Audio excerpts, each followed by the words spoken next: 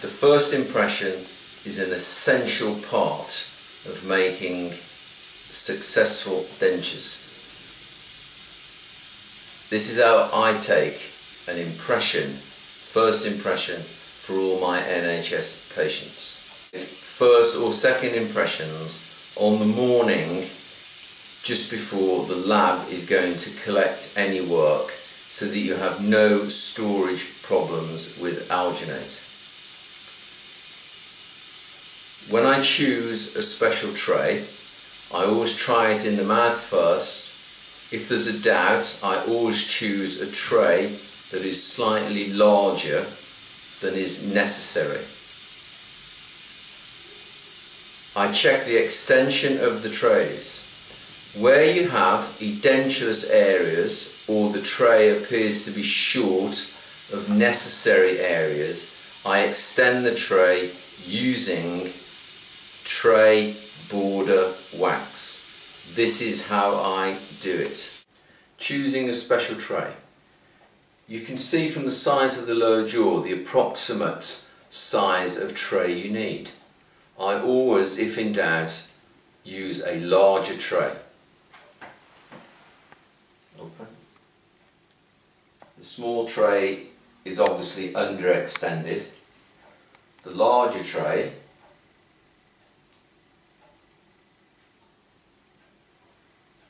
is easily accommodated by the patient and will provide for full extension. Now, open wide. You must check the edentulous areas and extend into the edentulous areas with the border wax. A visual picture of the mouth. The patient has missing premolars and molars on both sides. I extend the tray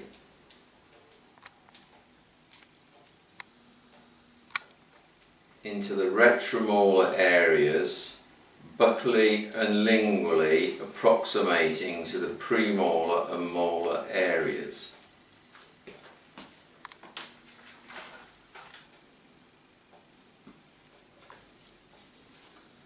Push the wax firmly over the borders of the tray.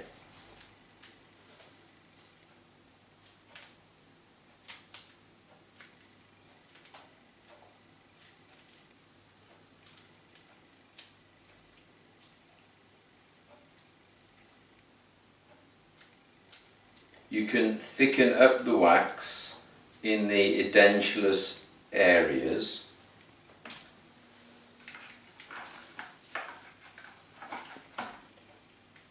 When you are having the impressions collected and cast very quickly, it is of no concern if wax represents an area of the impression on the first impression.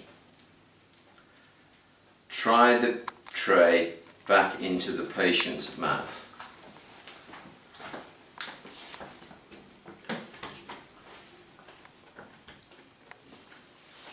Take the tray sideways, trying not to disturb the wax.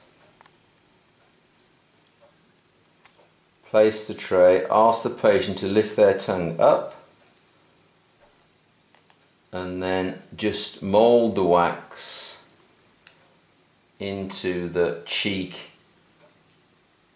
areas. Remove the tray carefully. When you finish border moulding the tray, I always use a slight excess of alginate to make sure that the tray is full.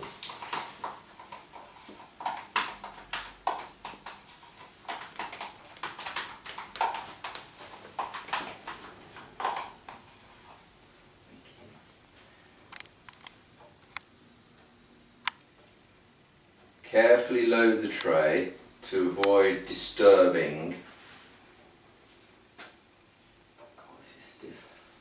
Thank you. The border wax. Place the tray back into the patient's mouth, guiding the tray into the correct position. Ask the patient to lift their tongue up and push it hard up to the palate and then into each cheek while you support the tray, and then lift the cheeks whilst you support the tray to try and get the correct extension. A few more seconds, patient. And remove the tray.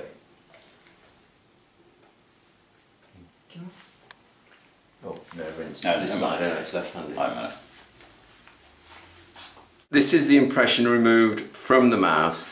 You can see that we have retromolar areas and full extension lingually and buccally, such that the special tray can be accurately made and extended.